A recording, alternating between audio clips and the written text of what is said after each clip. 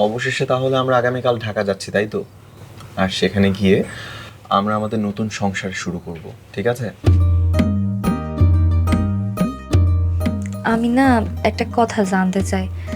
আপনি হইলেন শহরের পোলা, আর আমি তো গ্রামের মায়া। আপনি আমার এত ভালোবাসেন কেন? না মানে, আমি তো এত উল্টাপাল্টা কাজকাম করলাম, আপনার ভয় দেখালাম, এত সব ভয়ঙ্কর কাজকাম দেখে আপনার একটু ভয় করলো না? আপনি আমার সুস্থ করার জন্য এই গ্রামে থেকে গেলেন। এর পেছনে দুটো কারণ আছে। কি কি?